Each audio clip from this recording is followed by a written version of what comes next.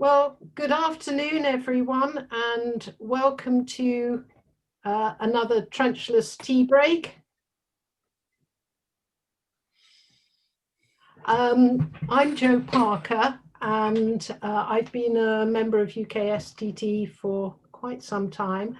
And today I'm really pleased to be introducing Ian Pemberton, who's Principal Engineer with Ofwat since 2016. He's also been Technical Director for quite a number of major consultants and contractors, such as Cardis, Amy, Atkins, and so has quite wide experience. If I can just spend a couple of minutes to go through some housekeeping. I think this is actually telling people where the emergency exits is. Please, can you make sure that you're all muted? This should happen, but just check because extraneous noises can be a bit distracting. And feel free to submit questions at any time, but do so please through the Q&A facility. There is also a chat, but we'd like you to put it through the Q&A facility so that I can keep my eyes on that. And I will be bringing up the questions with Ian. We are going to record this webinar. And there will be a link to it if by any chance, for instance, you're not able to stay and watch the whole event. I will also just mention, because I know that there are a few people online who are not members of UKSTT, and I would say that I can really recommend, if you're involved in any form of activity which aims to reduce the amount of excavation required, whether that's actually installation, renovation, site investigation, or asset assessment, then do consider joining the organisation. As you can see, there are a lot of interesting events that are organised, and it's a member of the International Society of Trenchless Technology. So it opens up a whole worldwide network of people working in the same area. So without too much more ado, I will hand over to Ian Pemberton and ask him to put up his presentation, which he'll run through before we open it up to more general questions.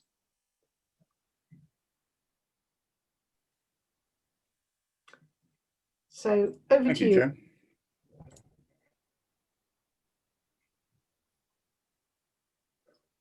Hopefully you can now see that.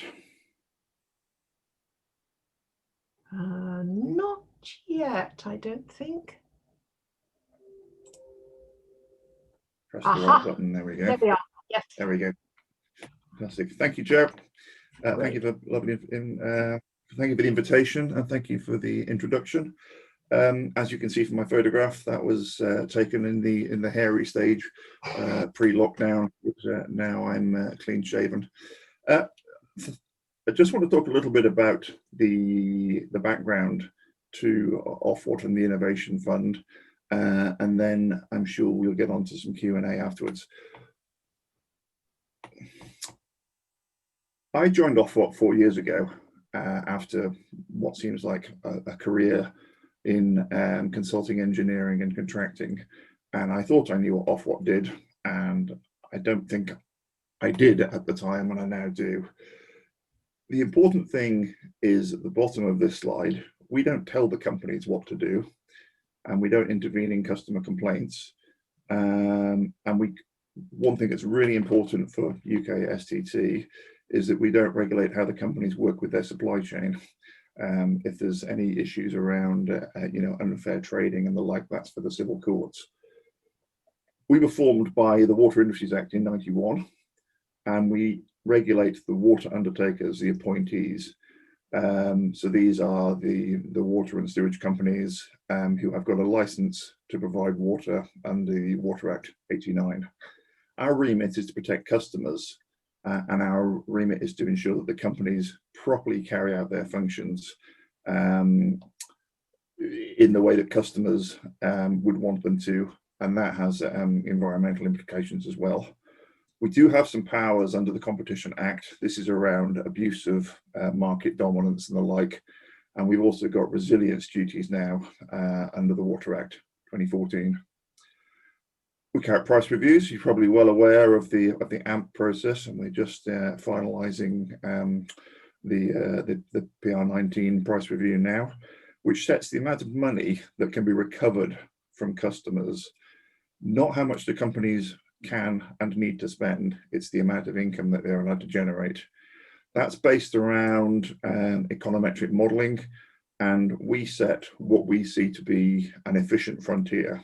So looking across all similar costs across the whole of the sector to determine what a well-run, efficient company would need to be able to deliver the service that they have set out for their customers. If you're not already aware, in PR19 we have set common performance commitments.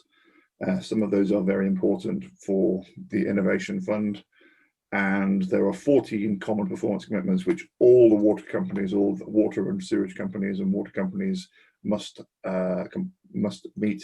And then we've asked the companies to discuss with their customers and come up with a number of commitments which are relevant to them. And across the sector, there's the best part of 500 commitments there. The key relevance of those is the pain gain mechanism, if you want to call it that, the target cost. If you can outperform against those performance commitments, and they are set as financial performance commitments, then there is a sliding scale of benefit versus penalty. And we are looking at innovation to be able to enable the companies to outperform.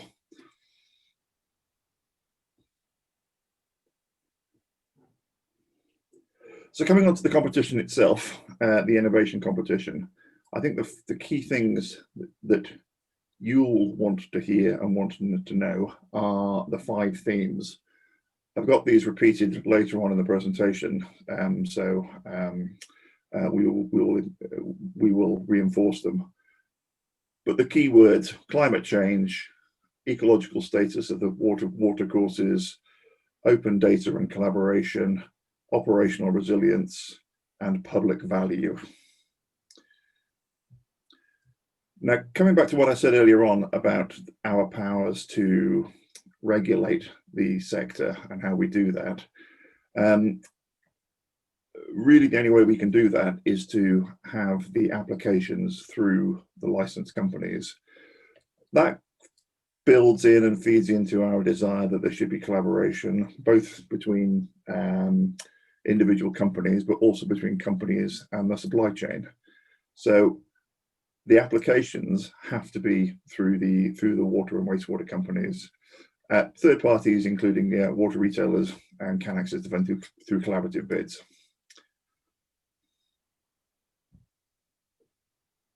You will have seen that we've actually gone live with this competition this week, so it's very, very timely and very very relevant that we're having this call now. I do urge you to go onto the Water Innovations Competition website at Ofwat. I'm anticipating that some of, if not all of the questions that you may be asking or posing at the moment will be covered there. There is a newsletter and briefing note which you can sign up to there, and there is a central contact email address there. I think in terms of getting your innovations in front of ourselves and through that innovation fund, a few points I really want to make there is, if you're working in the sector at the moment, build on your existing contacts and your existing relationships, whether that's directly with the companies or whether that's through tier one suppliers and contractors. Know your market, know who it is that's actually going to benefit from it. Often innovations will benefit the people who are suppliers to the water industry. So whether that's the contractors, and understand what the pros and cons of your innovation are in terms of the market position. And that final point, that be realistic. We get some people coming to us, we get a lot of people coming to us who want to kind of outline their innovations and why it's the best thing since sliced bread. You're probably going to have to partner if you haven't got an existing relationship. So it's around a partnership and a coordination, and the whole that really does build into our strategy and our way of doing things, is that we want to see that collaboration. So be realistic and know your market. There's two types of competition. A smaller projects one, for projects up to 250k, and the first round will open in January 2021, and then later in the year we're opening a bigger £40 million main competition. The aim for that is again to encourage collaboration and partnerships with third parties, and the larger strategic projects will come later in the year.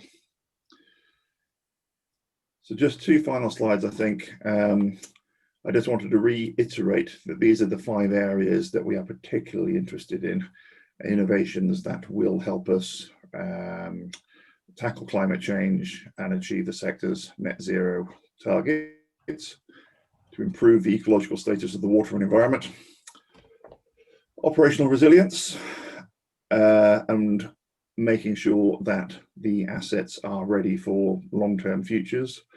Certainly anything that we can do around increasing the wider public value, and data, open data, collaboration around data, particularly business models and things that are going to benefit customers. Those are of particular interest to us. As I said, this week we have just announced we have appointed a Nesta who are supported by Arup and our utilities, who are probably well known to you already, to assist us with the running of the innovation fund and the innovation competition. And you know, there'll be more details of that on our website. So finally, our next steps. This is my last slide, apart from the thank yous. We'll give further guidance on the challenge on the way that the competition is going to be run in January. We'll continue to work with the sector around learning and evolution. But for your side, now's the time to get together, to understand, to prepare your bids, and to understand those 5 key objective areas, and to put your bids in to help us in those areas. Great. So well, I'll pass you back to Jo.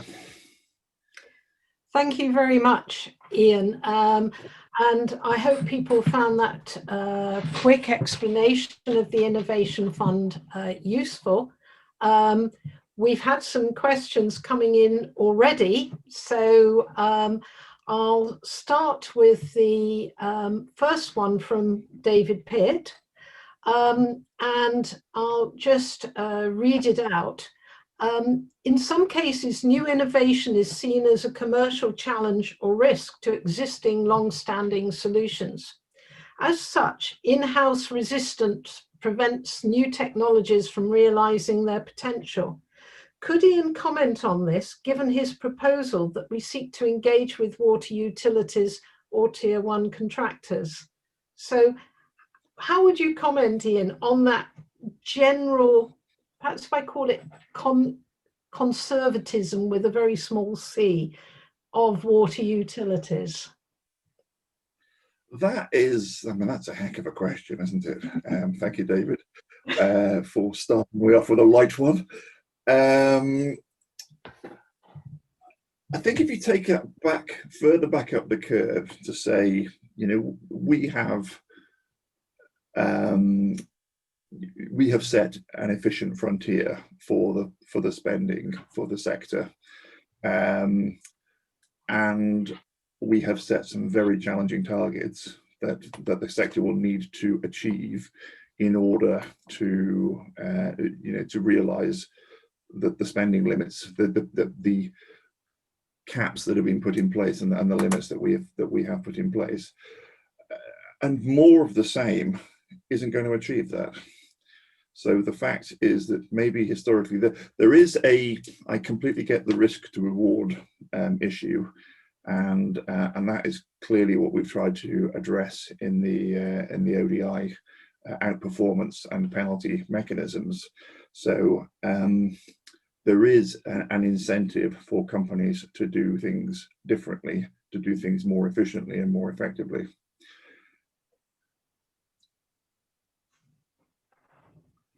So as far as you're concerned, the incentive for water companies is just their tough targets that are coming up. They have to do something differently, and so they've got to talk to people. I think, yeah, I think the world is changing. The environmental needs, customer expectations, customer habits, climate change, population growth, you know, there are new and expanding and challenging targets coming.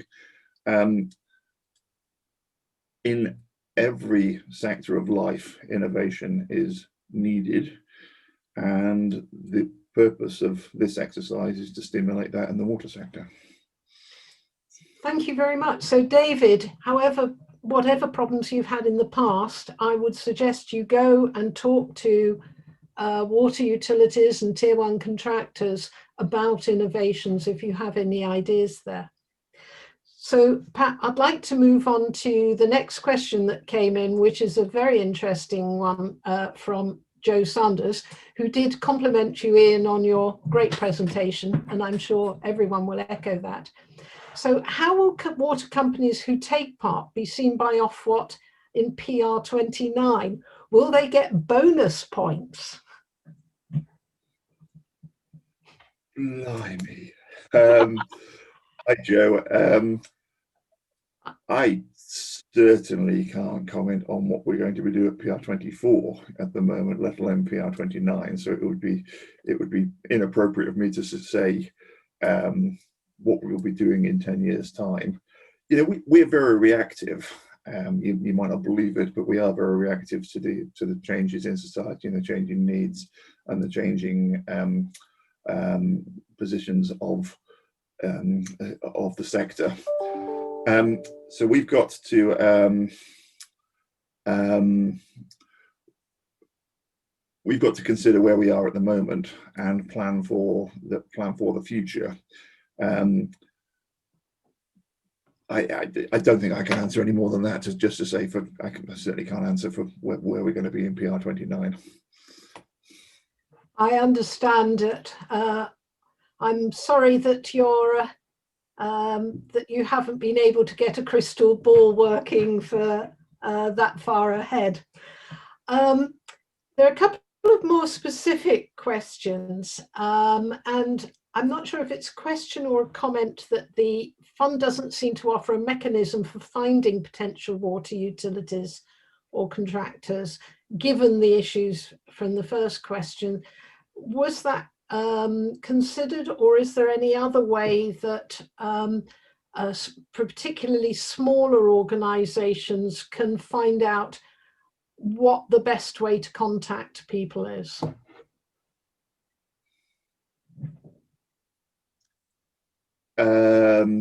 You slightly broke up at the start of that, Joe. What I heard was, you know, how is it a level playing field between smaller players and larger players? Is that roughly the question? It's more a question of knowing who to contact. I think you did mention that in your presentation, but maybe if you could go over how smaller organisations should, how they can get in touch with the large water companies? Certainly. Well, there is, as I said, there is a common email address which I've shared earlier, and I'll share these slides later. That you can send your applications to and your innovations to. That is then shared amongst all of the 17 companies, and it's for you to give a good pitch to that central fund, and for the companies to respond with their interest. So there is, whereas previously, one of the things I've heard is I can't get airtime with the innovation managers or the ops managers. I've got no way of getting to them. This is now a route of getting to them. But I also say be realistic. If it's and to know your markets. So if you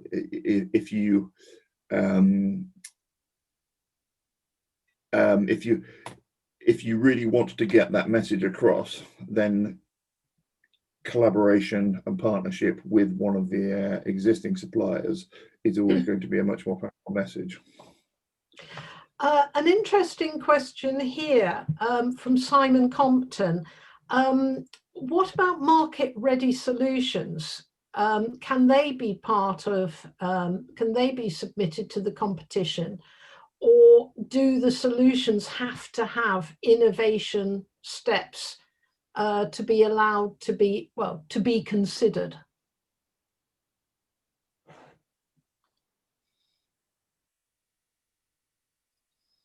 That's a good question. Off the top of my head, I don't know. I can't see any reason why a market-ready solution couldn't just sell straight through the fund if it seemed to be you know, worthwhile. I would guess if something is market ready, then I guess my question back would be, why would you want to go through the innovation fund? I guess it would be if it is market ready, and then yes, I wonder whether I've come across, you know, I think it's often referred to in sort of, you know, the slough of despond or whatever, the dip in funding that often comes when an initial development has been produced, but it needs just some final work to from being, if you like, a prototype to something that can be utilized across the board.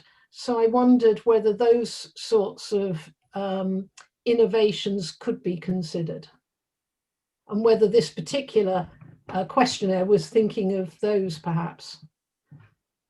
Yeah, I can see that. I can see that, and I think also I would reiterate that, you know, the innovation from ourselves is new. So if there's a need through that to consider the parameters of that, then I'm sure that's what we'll do. So I think I would go back and say, you know,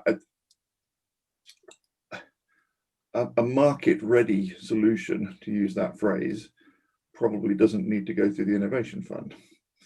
You know, it's still that prototype, isn't it? If it hasn't yet been trialed. And one question has come in, which was looking at quite specific technology, but it raises a more general question.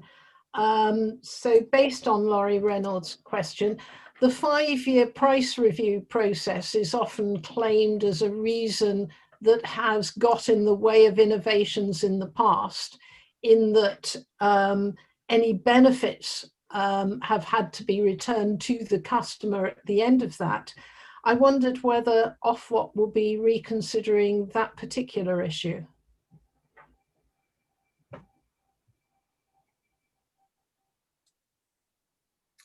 I'm not aware of any plans to reconsider that, but it is a fair question. I think the answer to that is around long-term operational resilience and planning for the future, which is I think we're acutely aware of the way that performance commitments and ODIs don't necessarily reward the long-term investment, and I think that is something that we will be looking at in the future. Right, so maybe hope for the future. We'll have to wait and see on that one. And an interesting question from Keith, who says that a massive challenge is collaboration. So what's Ofwat's visions about collaboration between all the stakeholders? And do you think that the goal of collaboration in a competitive environment is realistic? And if it is, how can it be encouraged and stimulated? Oh, again, that's another hard and another good There's question. some very good questions here, aren't there? I would say, look back to my opening slide when I said I didn't understand what Ofwat did and the parameters when I joined, and I think I now do. We regulate the 17 water and sewerage companies. They have natural monopolies, they have catchments, and they have boundaries.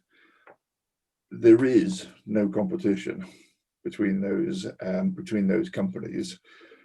So there is, yes, of course, there are market forces, and yes, of course, there is efficiency challenges, and some very, very commercially minded people are needed in those companies to go and operate. But in terms of the boundary to boundary interface, there is no competition between those companies. So the competition, if you like, between companies is not being driven by Ofwat. Right. So your hope is that collaboration will be encouraged and enhanced through this competition. I mean, through the Innovation Fund. I think very much so. I think that organisations like UKSTT and the other water industry collaborative bodies are very successful in what they do, and the sector does collaborate. There are club contracts, there are research organisations and funding, so it's not without precedent, and I think we just want to build on that. Right. A question now about the 5 themes that you covered in your presentation. Someone has said that they've heard a number of webinars which reference the big challenges facing the sector. Are the 5 themes, in your view, those sole big challenges, or is there an overall list of challenges facing the water sector? And if someone was submitting a bid, would they need to address all big challenges, or just one or a number of the 5 themes you listed? I think the second part of that question is the easier part to answer, which is there will be a merit-based scoring, and the innovations that are deemed to be most beneficial will be the ones that win that competition. So if your innovation is addressing multiple drivers, then yes, it will be of more interest. In terms of the wider challenges of the sector, I think, I mean, the points that are raised there are they're relevant to this competition, and they've been deliberately sort of focused to focus the minds of the suppliers and the sector on how they can actually how they can tap into this competition money. there are a couple of questions that have come in about the sort of mechanics of how it's all working. Another question from Joe Sanders about how the Innovation Fund will work with Innovation 2050, Centres of Excellence, and UK water industry research. Do you see any of these being a blocker to innovation, or otherwise being a problem? I certainly don't see them being a blocker. I think there is it's for the sector and ourselves to see where those interfaces might be, and for us to make sure that we're operating in clear space. There are multiple innovation routes towards funding innovation, and yeah, I think this is one that has been missing in the sector for some time, so it's one that we're addressing. Another one about the mechanics, if you like, of how it will work. Chuck Hanson asks, several water companies are already issuing tenders for their own innovation schemes. Have you no doubt been in discussion with the water companies? Is this programme being viewed by the water companies as a funding source?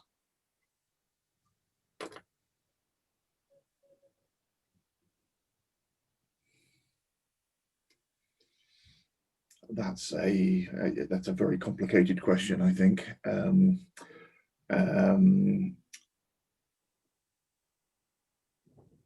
Is it being seen as a funding source? I think it depends. I guess it depends what Chuck means by that. If you mean, is it going to be an addition to their final determination? Yes, if it's then delivering something over and above what they've committed to at FD. So I think the devil's in the detail of that question as to what you mean by, is it an additional funding? Right.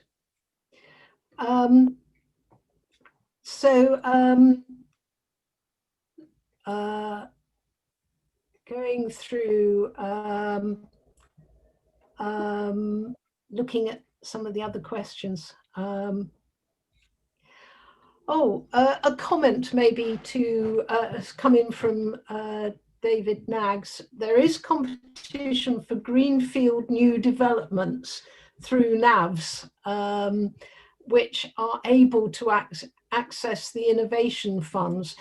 So an interesting comment, and I wondered if you had any observations on that.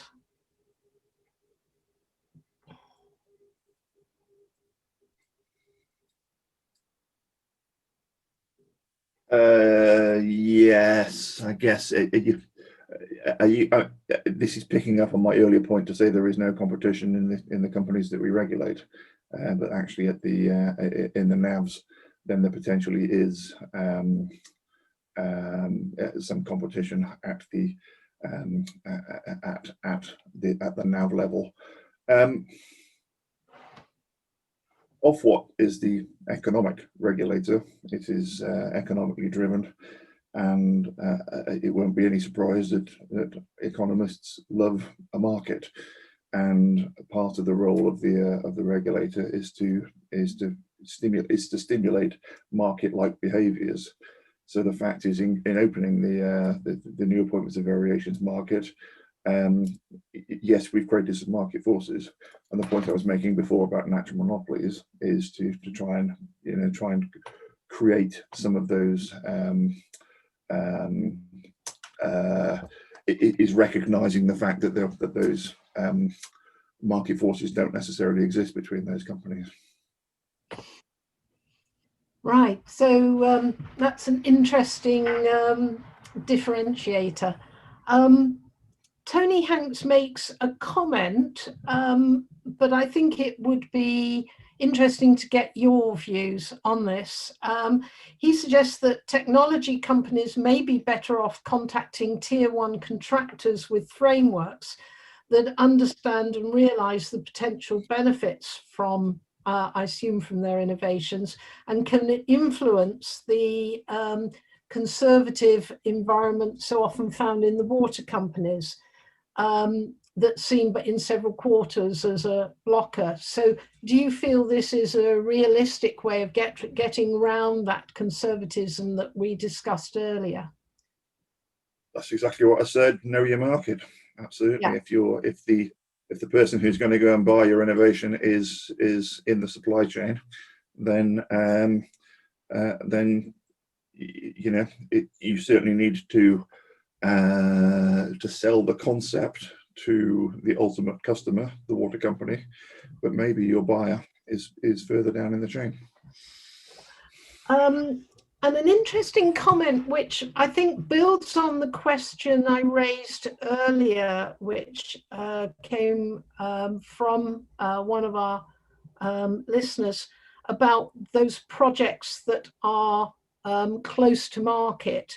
Annette Mitchell comments, having been involved with successful trials with 3 different water companies, but still with limited progress due to accessing budgets for rollout, how do you envisage the Innovation Fund reducing this duplicated effort by small innovative companies?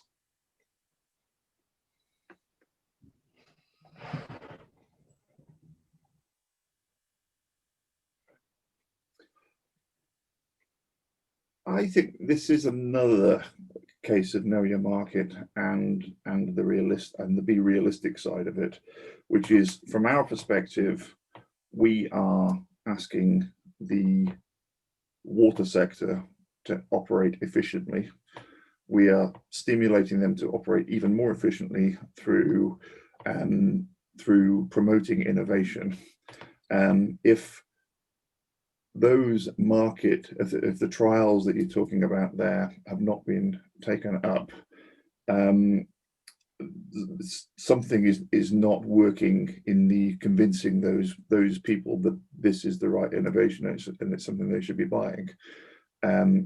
We're trying to nudge that, but this is definitely not going to be, like I said again in my opening slide, we don't tell the companies what to do. We create the framework in which they can operate. Right.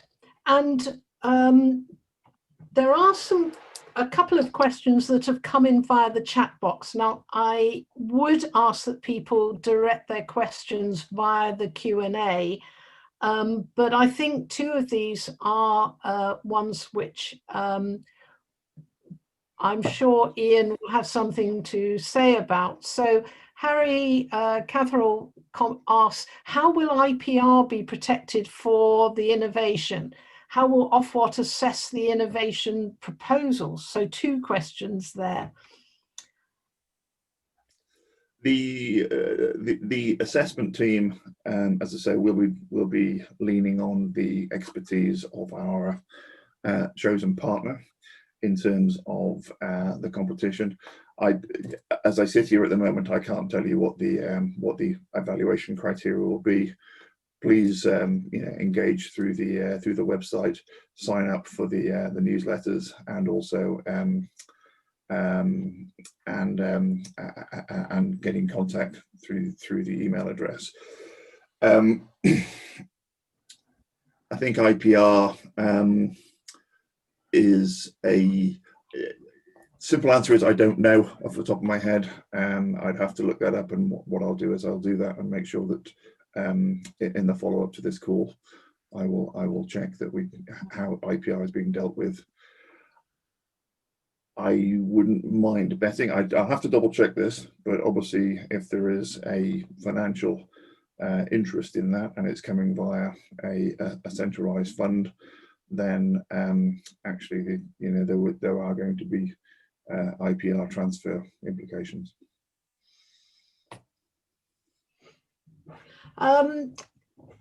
So I hope that answers the questions both about IPR and assessment. And then a question about existing R&D budgets of water companies. is the funding seen as completely additional to existing water company research budgets?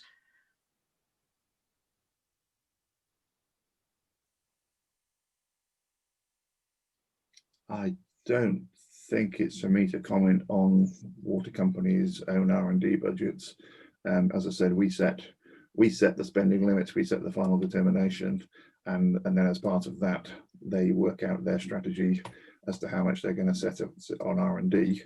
So that's not the granularity that we would get involved with.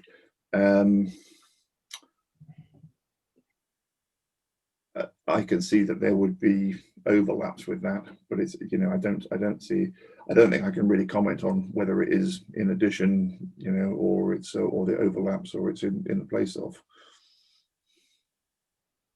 Right. So I would imagine then it will vary from water company to water company. It's for them to develop their business plans, which may or may not continue with the R&D funds as they had previously, or they may reduce or increase that. Yeah, I would just build on that a little bit to say that we would expect, and you would expect us to expect, the companies to achieve what they had said they would do in their business plans, because that's what they've been funded to do. So if a company has made commitments to a degree of spending for R&D, then it would be reasonable to expect them to carry on to do that. However, that's, you know, we set the final determination in totality. Right.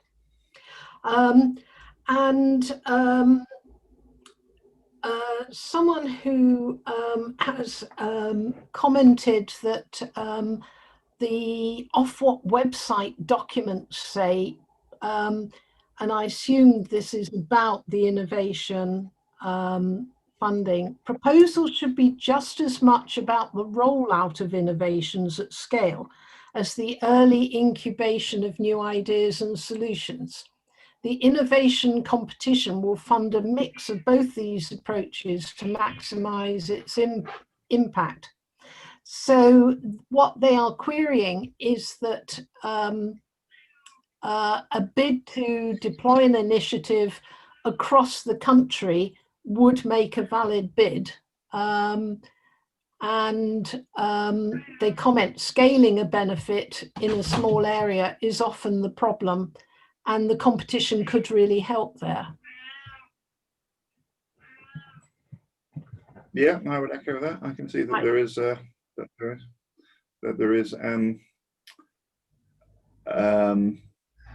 you know, I think that builds on the earlier comment about sort of market ready stuff. It's, you know, actually some of this stuff may be very conceptual, and some will be somewhere down the route of development. Some will need you know, there's going to be a range of sectors and a range of needs across the sector. An anonymous person who might be the person who asked the earlier question, but they make the comment, there is a good section on the Ofwat website about the differentiation between foreground and background at IPR. And they actually give a reference. So by the sound of it, there is a lot of information on the Ofwat website, and I would certainly suggest that people make sure they have read the website thoroughly and know what's in that. Would you agree with that? Absolutely, yes, please, Jared. Sort of, and this has moved, you know, very rapidly in the last month with the announcement of the partners and the going live of our website. So, you know, it's very, very timely. But yeah, there's a lot of information that you can get from the web. So direct people to the website please. And if I can ask one question, because people haven't really covered this, and of course in the UKSTT we have members who come from all sectors of the industry. So I wondered how the Ofwat approach differs from particularly Ofgem approach with innovation, and if there is a difference, what are the reasons behind that? And the sectors are different to start with, so that there are different market dynamics and different market forces and different drivers. Certainly a lot of the Ofgem was based on the Rio programme around decarbonisation. So the sandbox and the Rio approach was around a single issue. This we've clearly have been in contact with and are very mindful of the other regulator innovation sectors in designing this. And the approach really is to design something which is relevant to the water sector. Right. So, and just out of interest, I'd welcome your views on how innovative the water sector is compared with gas and, well, the energy sector. Again, I'm possibly and probably the wrong person to answer that, because I don't have an awful lot of experience in the water and the gas and electric sector. I do know, I think that the water sector is good at innovation, and I think that I think there are some blockers and barriers which this innovation fund will help to overcome. But I think there are other routes to market within the sector. I think there's reasonably good collaboration at the moment. I think there's a very good spread of the tier 1 and tier 2 contractors and consultants and suppliers. So there's a good information flow through the sector. I think that possibly the risk to reward has not been strong enough in the past, and this is intended to help with that. And this is also, you know, it's meant to be a nudge towards collaboration and a nudge towards new entrants to the market and to overcome some of those barriers to entry. Right. Well, I hope that does take place. We are starting to run out of time. We've been through most of the questions, but we've had one here which was posted a bit earlier. It's relating to a specific issue of limescale, but his comment is that a biggest barrier for getting innovation, his particular innovation introduced, are the building regs. And he's approached both Ofwat and Ofgem regarding getting building regs amended. I think a wider question is, can Ofwat do anything to ensure that there is, if you like, supportive regulation covered by other areas? And do you have any influence at all on these other areas which can affect water utilities? That's a very good question. Yeah, like I said in my opening slide, I'm very conscious of what our powers are and how far they extend. Clearly, Ofwat does not extend into building regs or building control. That is governed by local authorities. But there is a UK regulators network, and there is a very good interfacing between the regulators, both at strategy level and also operationally. So there is a regular dialogue, cross-regulation. Right, so hopefully if there are blockers that are due to regulation outside your control, then, you know, water companies will do what they can and you will do something if you're able to. If I can come back to another question, which I'm not going, I will probably annoy Laurie Reynolds. He's asked a question and it's going to prompt a different one from me.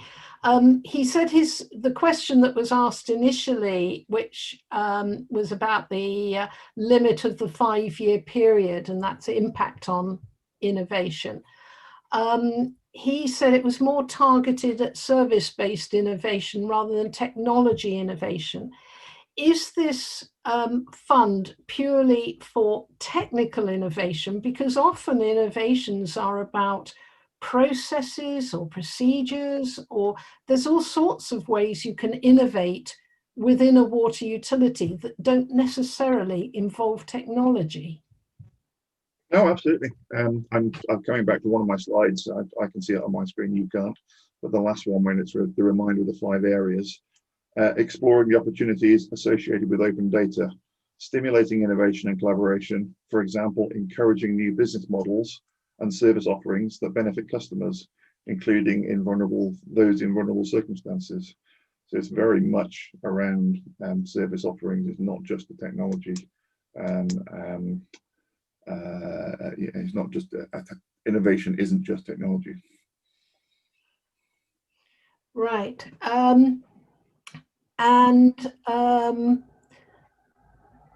There was one question which I think you've covered, but just to go through this again, because I think it is an important part, from Clive Sermon Wells. The Ofwat website says, innovation in water challenge enables third parties to pitch ideas directly to water companies and assist their indirect access to the innovation funding. Does that mean that only water companies can bid, or could a third party bid?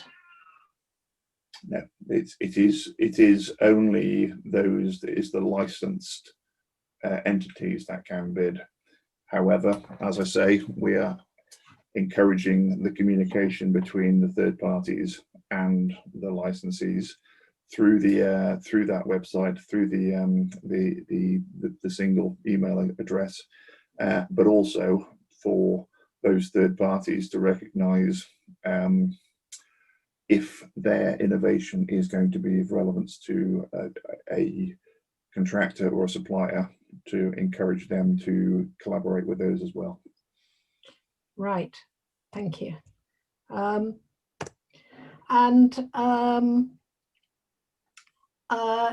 Jeremy Knox asks, CML is becoming a restriction that is stopping the application of pipe replacement techniques that are both cost effective and low carbon processes. Is any relaxation possible to allow these techniques to be applied and innovation developed? What was the restriction, sorry? He said CML. I'm hoping Jeremy may type in an expansion of that. Oh, customer minutes lost, right? He's done it. So customer minutes lost, he reckons, is getting in the way of innovation. I assume on the basis that some techniques do require some shutoffs that may increase customer minutes lost. So do you think this is a valid blocker, and should, you know, the continuity of supply surmount absolutely everything else? It's a very interesting question, and it's a very interesting dynamic that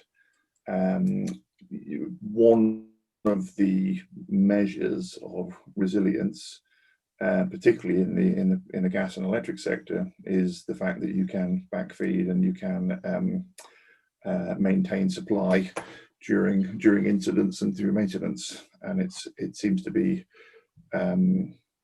quite a different area, quite a different scenario for the water sector. So yes, we're definitely mindful of that, of the interruptions to supply and customer minutes lost, and then things like the number of interventions, number of street works, number of road openings. They have a wider societal impact than so there is a balance. We've launched a separate project now looking at the long-term operational resilience, and as part of the planning for PR24, no doubt we will look at those performance commitments and how we can best hit the sweet spot between the ability to innovate and to maintain, but also the customer's interests. Great. So we are almost out of time, and I'm going to use my prerogative to ask one question I would like you to answer, which is really looking at other countries, particularly, for instance, Netherlands, Israel, Singapore, that have a reputation for innovation. How do you think the UK compares with them? And is there anything else that can be done to promote innovation in this country for us to have a high reputation for it, if we don't already?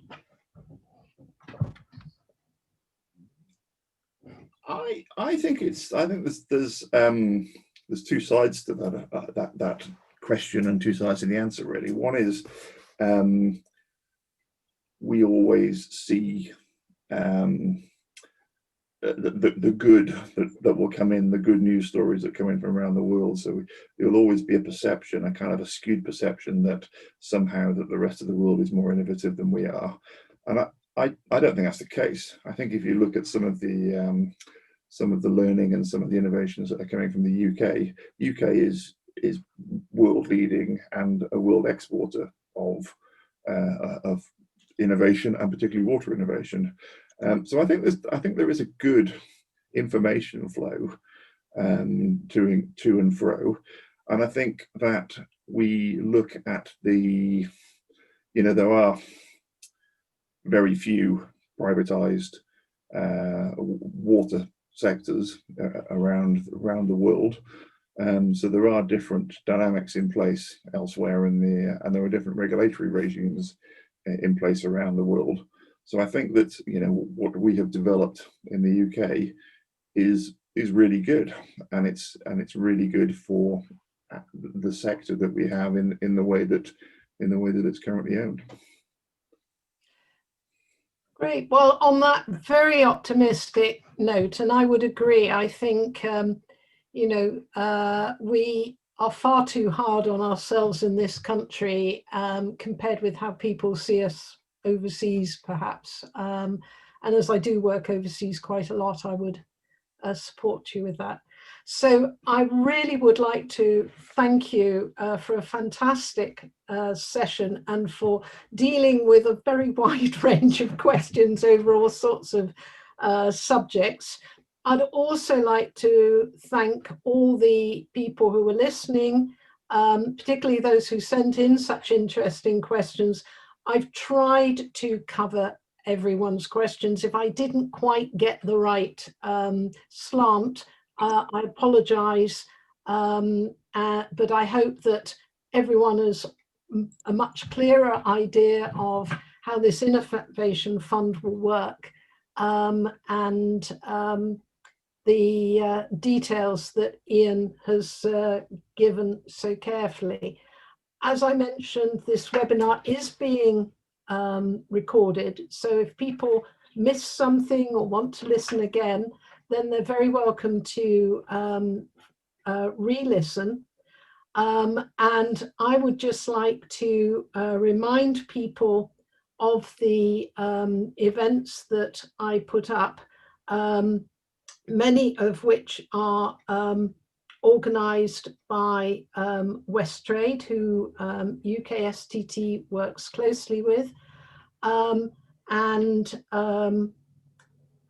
I mentioned, even though we are in midst of the COVID-19 issues, UKSTT and ISTT are running these events and have a programme for next year that we'll all keep our fingers crossed, which can run without any interruption.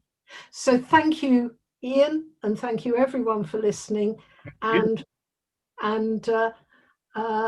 keep your eyes open for the next trenchless tea break and all these other events. Thank you. Thank you.